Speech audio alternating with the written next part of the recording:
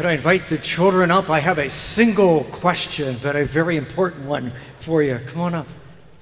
Hey, simple question. Well, first, you guys know what an artist is? So an artist is someone who paints and draws and makes things, crafts and stuff like that, right? So everybody knows what an artist is. This is a really important question. If you are an artist, I need you to raise your hand. Are you an artist? Okay.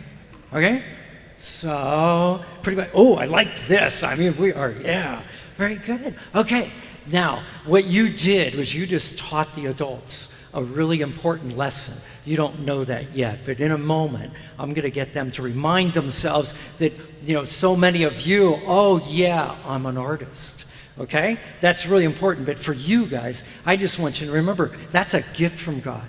That you can draw or you can paint or you can, maybe some of the older ones, maybe you can write some poetry, stuff like that. That is a gift from God. And even if nobody enjoys it except you draw something or you color something, you look at it and go like, oh, that is so good. That is a gift from God, and that's a wonderful thing. And you should use that talent, just like our choir over here is using their voices to help us at Mass today. Okay? You got it? All right, no talent is too small. All right, anything the Lord has given you that you're good at, you just do that.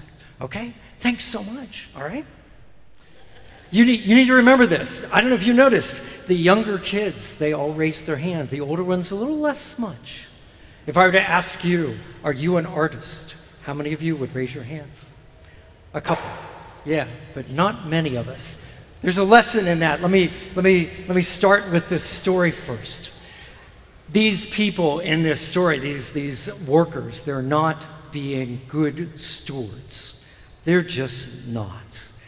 Basically, it is such a wonderful analogy to this idea of stewardship that we've been talking about the last couple weeks. This idea that everything we have comes from God. Our time, our talent, our treasure, our money, possessions, all that, it comes from God. Just like these workers, this vineyard that they're working in, that they're using their talents to grow this crop, this comes from the landowner. They don't have a job without the landowner. They don't have produce without the landowner. It all starts with them. But if you notice what happens here in the story is somehow they lose track of that. They seem to think it's theirs. The landowner is gone, and so it's sort of like they think it's theirs. This is all our land. It's our crops. And so when it comes time to give the landowner the percentage of the produce that he is due, they say, no. Why should we? It's ours. That's not good stewardship. Good stewardship is this idea, as we've been talking about, that what I'm going to do is I'm going to remind myself all this stuff comes from God, and my job is to take good care of it, to use it in the best way possible, to be a good steward of it, and that means that some of it does indeed belong to the owner.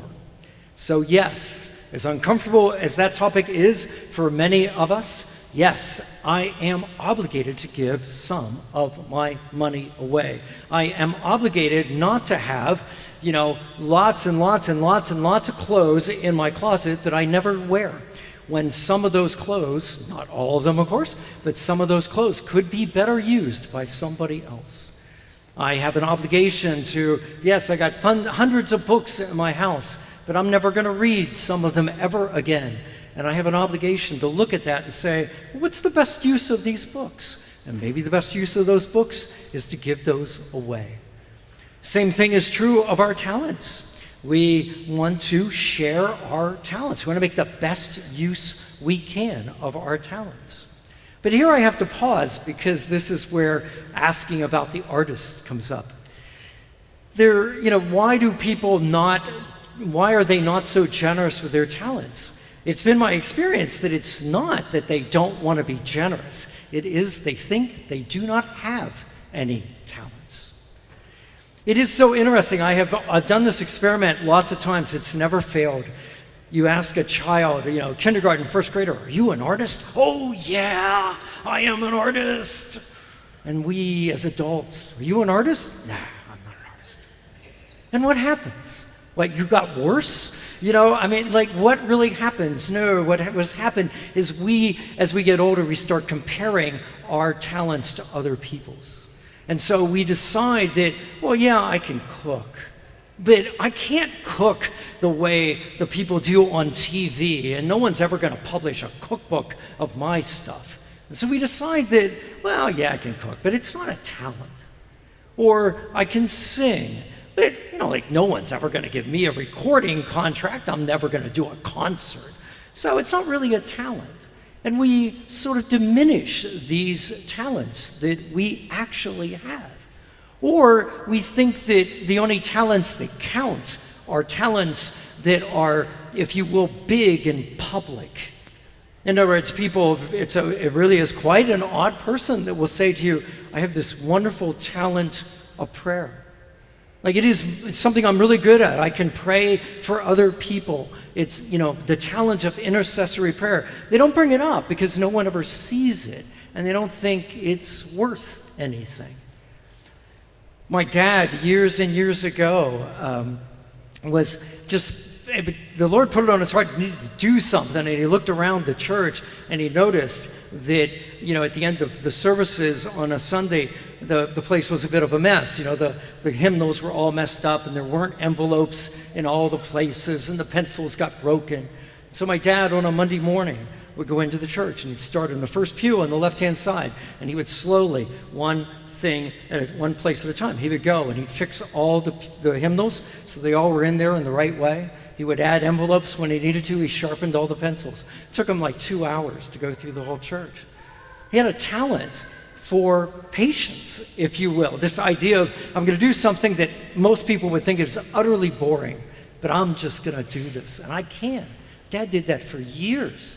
Every Sunday morning when the congregation came in, the place always looked perfect. They never knew my dad did it. It was just some talent he had. It'll sound weird to you, but one of my talents is the ability to pull weeds. I'm actually very good at it. I can do it quickly. I can do it well. I can pull weeds, and I am patient to do it. That's the thing. Sometimes, you know, we try to figure out, what are my talents? What talents can I put in the service of God or other people? And we just like, well, I don't have any talents. You do. You have a ton of talents. And so at this point, as we wrap up 3 weeks of talking about stewardship, I just need to encourage you. I just have to keep reminding you that this is not something you are likely just to start doing. It requires of you a choice. You have to do it in your head. You have to sit and you have to say, okay, what is it that the Lord is leading me to? You'll have to take this to prayer. And of course, stewardship is such a wide-ranging thing. So for some of you, maybe what the Lord will put on your heart is that, you know, the Lord will say, it is time for you to deal with the money thing. For others of you, it'll be, as happened to me, I don't know, a couple years before I went to seminary, the Lord put it on my heart. It was like, you know, you come to church every week. You don't do anything around here. You need to do something. And I didn't even know what to do. And all I did is I made a deal, if you will, with the Lord. And I said, you know, okay, all right, the answer is yes, I'll do something. But I don't know what to do. So put something in my path.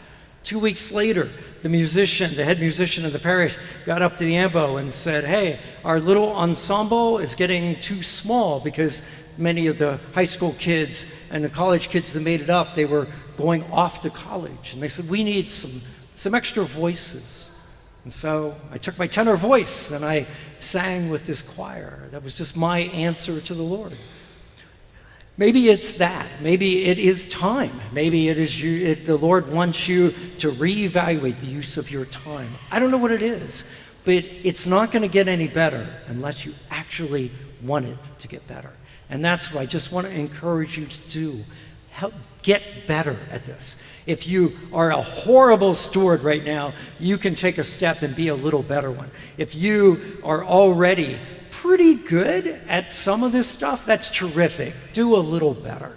Let's just all be better stewards. Because what you and I will end up doing is we will take one more step closer to one of my favorite passages in Scripture. Jesus said, I came that they might have life and have it abundantly. An abundant life isn't the American dream. It's not a bunch of stuff and all this. It is this purposeful, meaningful, fulfilled life, a life where you get up in the morning, and even though there might be a ton of craziness going on in your life, you get up in the morning and you say, I am glad to be alive. I am grateful for what the Lord has done for me. And taking a step closer on the journey of stewardship is what welcomes us into that abundant life. That is a terrific thing. And for those of you that you're looking at it and going like, I don't know, he's making this sound way too easy. Well, I will tell you, it is not crazy easy, but it's not as hard as you think it is. All you want to do is take a step. Put some talent that you have at the disposal of others, the church, whatever it is. Sure, sit down with your finances, maybe reevaluate your time, whatever it is. Take a step. Let the good Lord bless that step and just watch what happens.